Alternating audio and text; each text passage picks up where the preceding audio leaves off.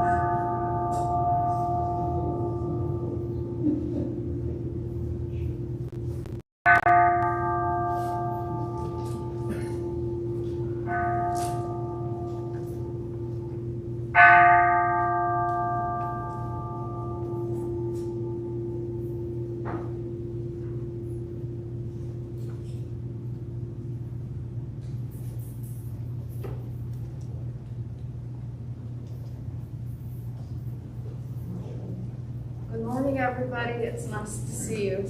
Good morning. I haven't done this for a long time, and I'm not good at it anyway, so I do it. But other than that, I'm up here. So, let's see. So we had come show, and the next thing I'm going to do is give an opening meditation. So would you please put your hands together and I'll show. My life is not only my life, but also the life of others. Sacrifices, kindness, thoughtfulness, and patience. Non-monogamos.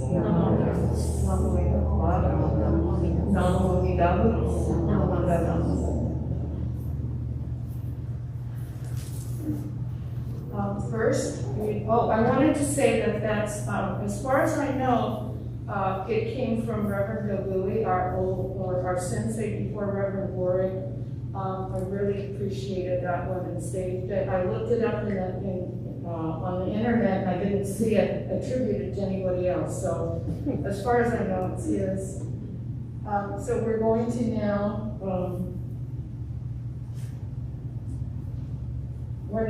to recite Sanbu Jo, the three respectable callings on page 22. Not this time. Oh, not this time. Okay, here we go. All right, so it's the sutra. We're going to do the sutra, Jusei on page 23.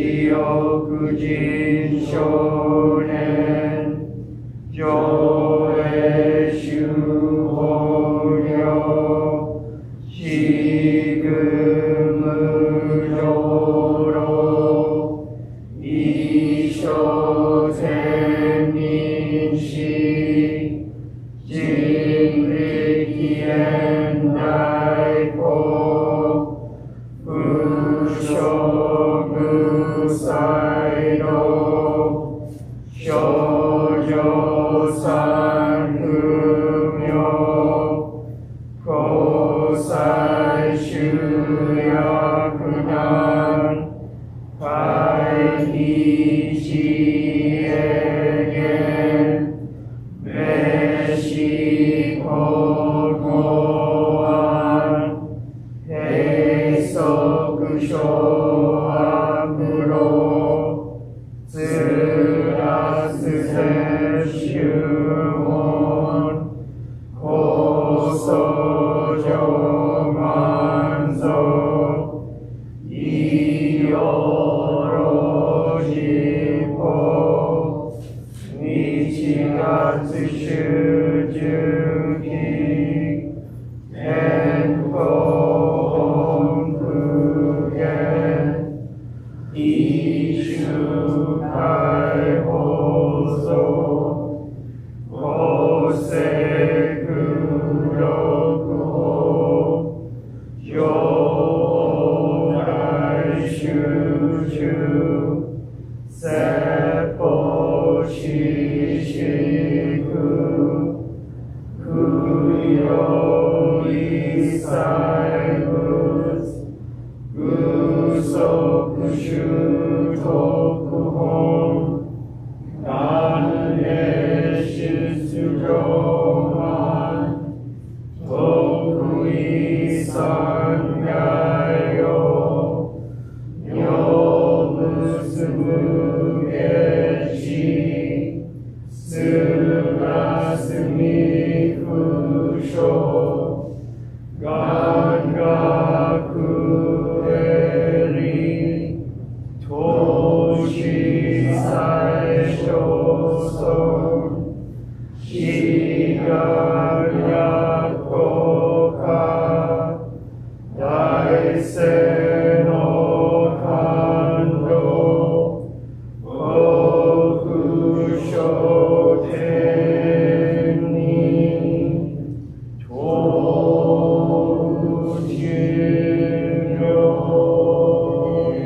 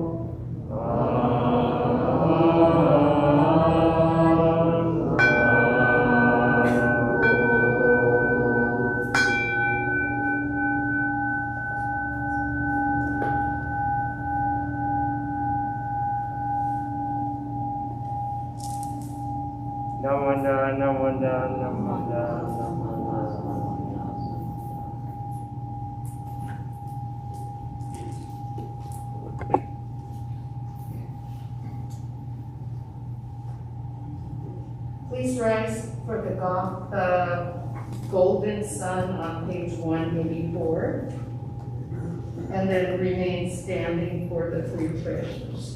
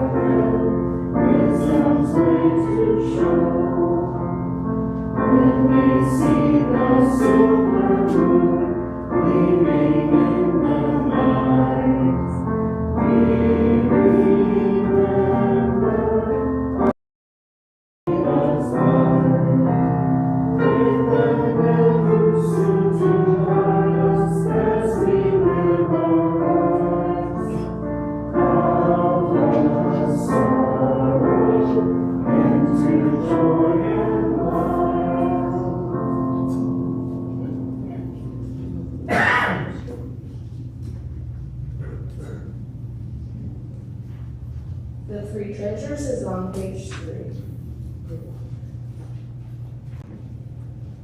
Fortunate is it to be born into human life, now we are living it. Rare is it to encounter the teachings of the Buddha, now we hear it.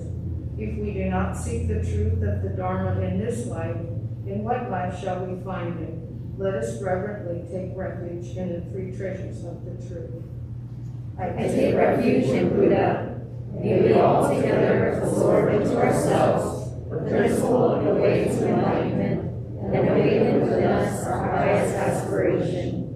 I take refuge in Dharma. May we all together be submerged in the depth of the Dharma and gain wisdom as deep as the ocean. I take refuge in Sangha. May we all together become units in true accord, in a life of harmony, in the spirit of universal brotherhood, free from the bondage of selfishness. Even through ages of myriad of kalpas, hard is it to hear such an excellent, profound, and wonderful teaching. Now we are able to hear and receive it. Let us thoroughly understand the true meaning of the Tathagata's teaching. Namo Buddhaya, Namo Buddhaya, Namo Buddhaya.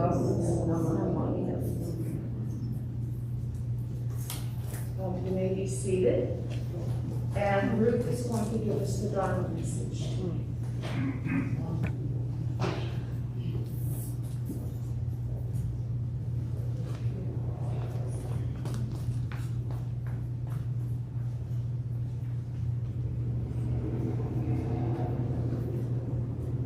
Good morning, everyone. Good morning. Mary says she's a little out of practice. I'm a little out of practice doing this too, so please be kind.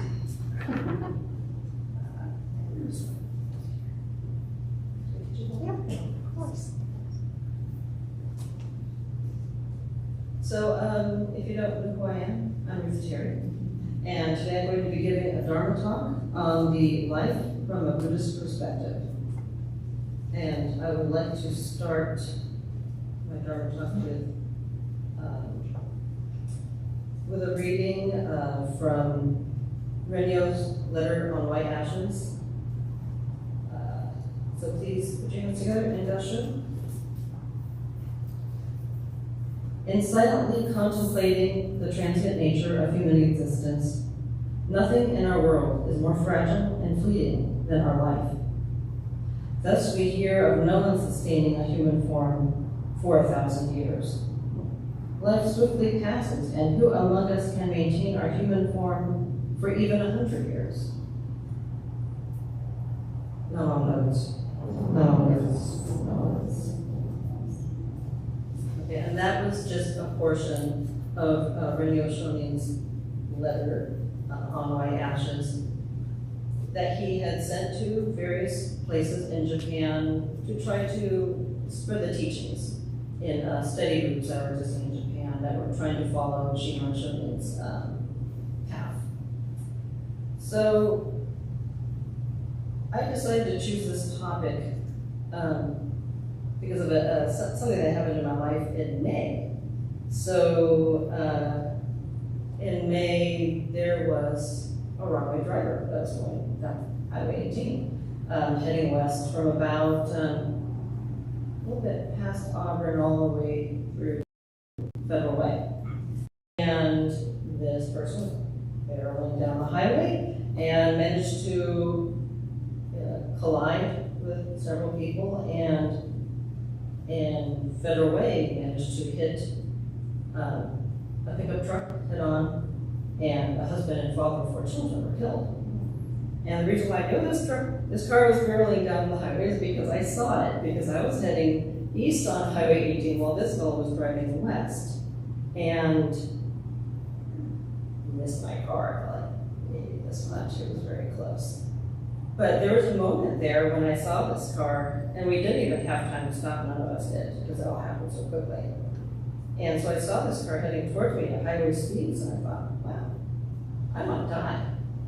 And not like this kind of philosophical, oh, you know, I'm living a mortal life. More like, I might die soon. Like in the next few minutes, this guy was going fast, and I know how head-on collisions can go. So, well, that's right. But it, you know, understandably made me kind of think a little bit about life and the value of life in the next several weeks. And so I kind of have my own ideas as to the Buddhist perspective in life. And I'll start with kind of defining life. I'll start with from a scientific perspective. So, of course, you know, in science, when you do studies, it's important to group and categorize things to better analyze them. And so there needs to be a definition as to what a living thing is and what a living thing is not. So, for example, there are some examples of like living things need to grow. They need to eat. They need to metabolize. So what they eat, they need to turn into energy or heat to warm their bodies. They need to reproduce. They need to react to stimuli. In other words, if you poke it, does it do something?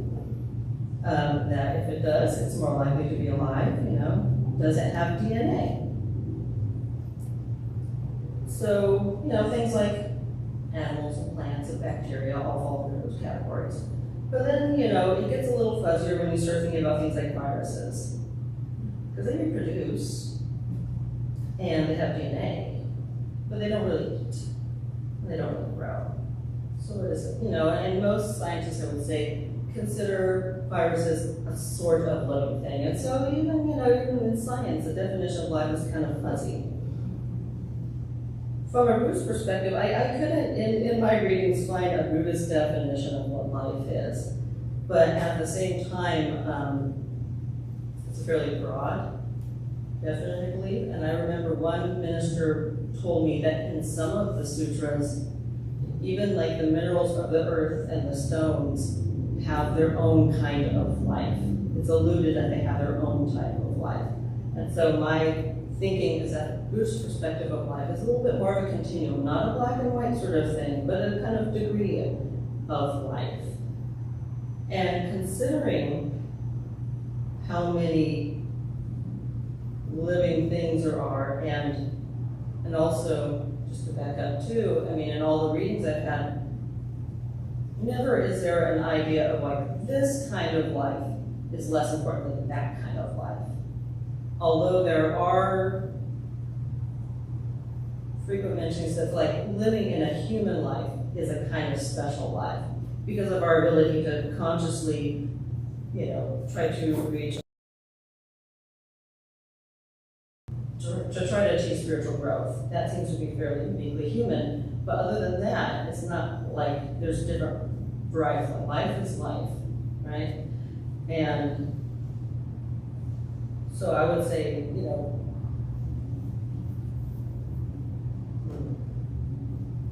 I mean, I'm just saying that and I think from the Buddhist perspective, you know, things are living unless proved otherwise. is my thought of that. So to go on to like a Jodo Shinshu perspective on life, what I think of is, so for example, okay, so Amida Buddha, he's our central figure of reverence in our temple. When the Nenbutsu teaching was developing in China, one way that people described Amida Buddha was by the two sides of Amida Buddha. I'm not saying there's two Amida Buddhas, but it's more like, for example, a candle flame. You know, there's light coming from the flame and there's heat coming from the flame, but they're not two separate things. They're integral to each other, right?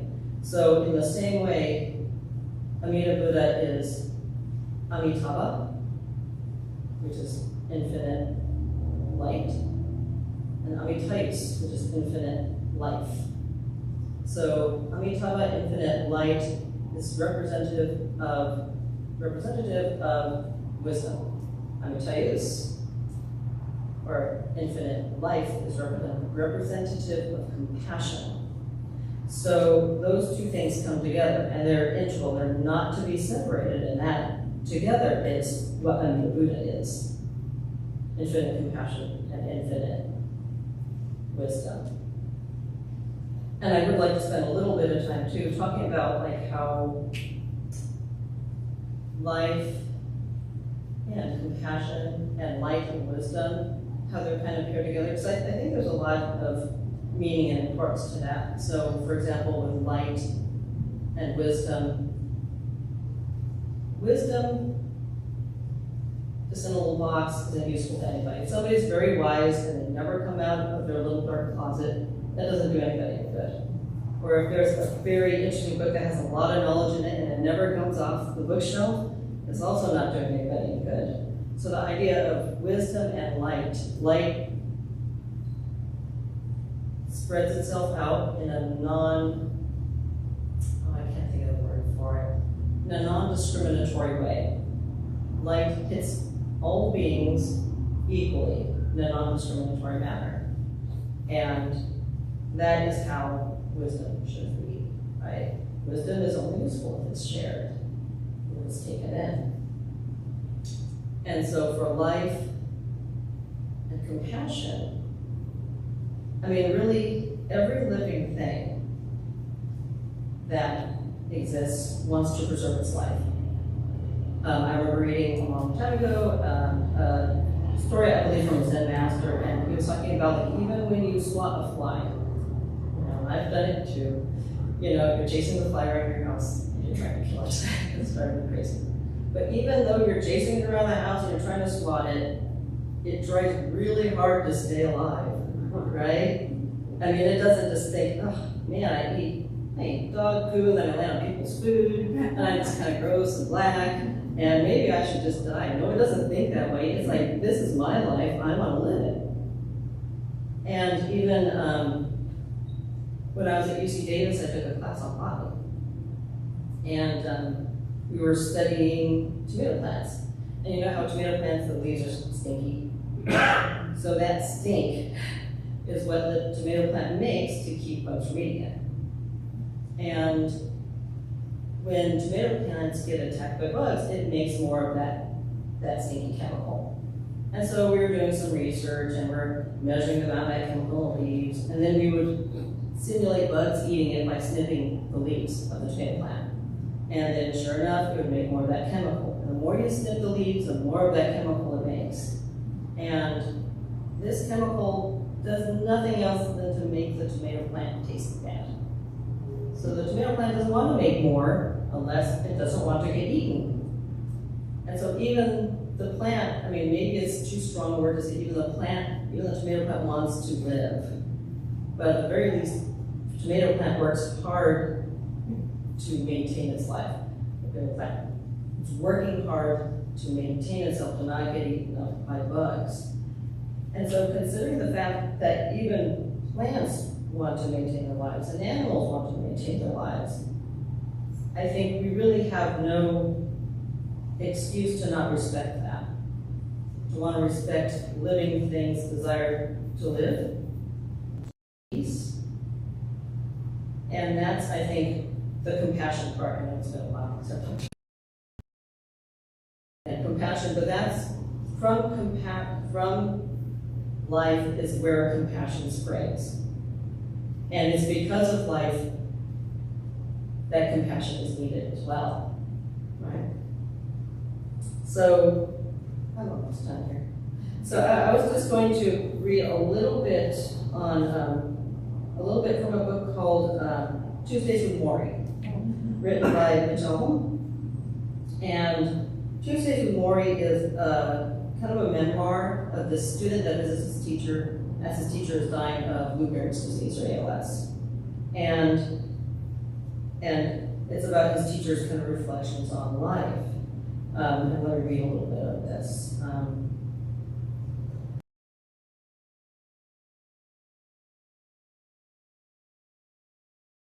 Maury laments that so many people, when they should be asking themselves, is something missing? And then he refers to Buddhism and suggests, shoulder to ask, is today the day? Am I ready? Am I doing all I need to do? Am I being the person I want to be? And then he turned his head to his shoulders if the bird were there. Is today the day I die? He said.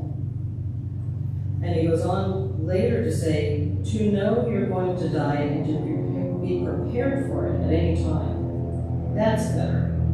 That way you can actually be more involved in your life while you're living. And the author himself says later, I think this is an interesting way of saying it. He said, when you learn how to live, you know how to die. But when you learn how to die, that's when you know how to live. So that's it for my talk today, and I will close with the last paragraph of Renio's letter on white ashes. Please, discussion.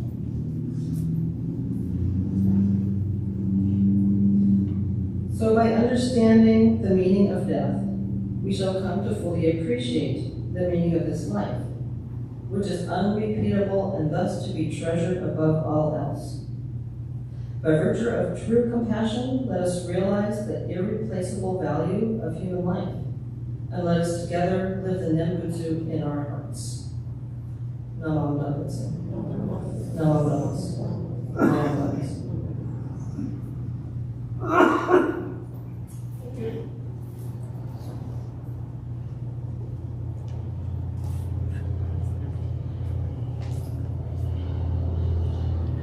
Thank you, Ruth. That was amazing. You know, kind of Amitabha and Amitabha and compassion and wisdom and how important they are in the whole aspect of leading life every day, every minute to the most meaningful way. So I really appreciate it. Thank you so much. Let's see, would you please rise for Ondoku Zone 2? It's on page 153.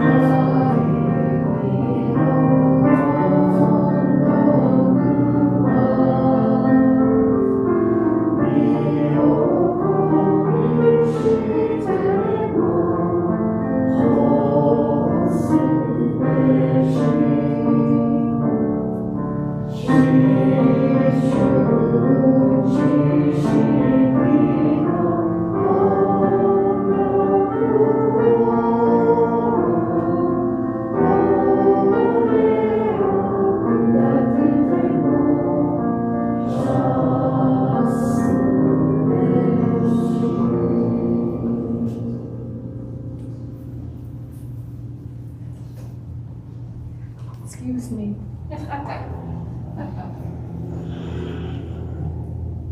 Okay, please remain standing for the reading of the Creed on page 8. give you a minute to get there.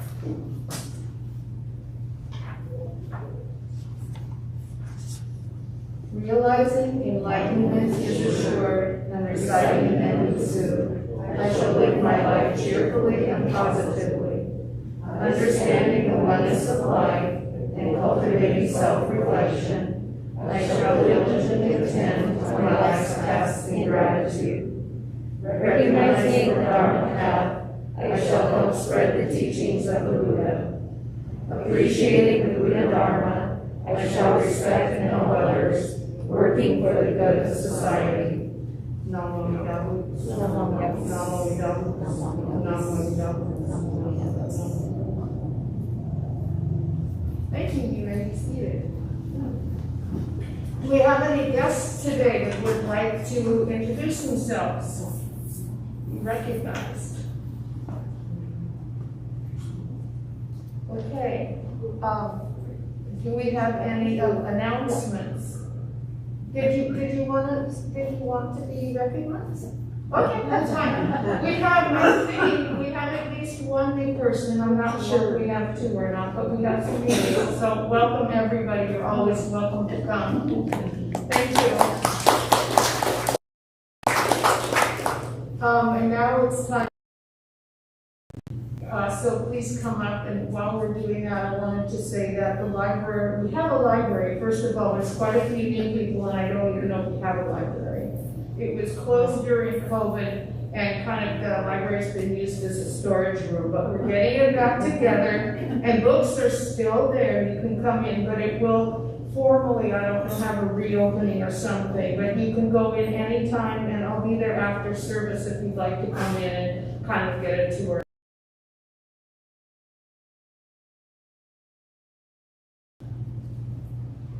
Yes.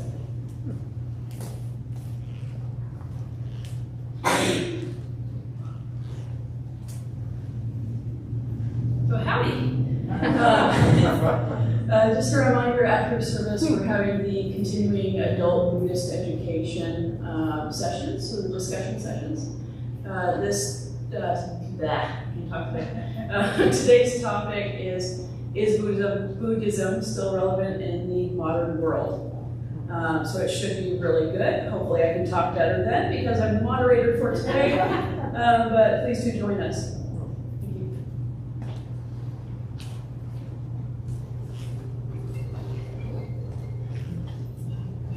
So I want to thank everybody who helped last weekend at our Bonadori. It was really a big success, and I think everybody that attended really enjoyed themselves. It was nice to be able to be out with people. So thank you everyone who helped out. So with that in mind, today we are serving hot dogs because we had leftover hot dogs from last week. So please stay and enjoy hot dogs and ice cream, and then stay for the discussion group. Next Sunday will be our last Sunday service for the summer, and we will. Next week is Shosky service. And then we will be taking a break until after Labor Day. So it'll be the Sunday after Labor Day when we come back for service. Okay, thank you.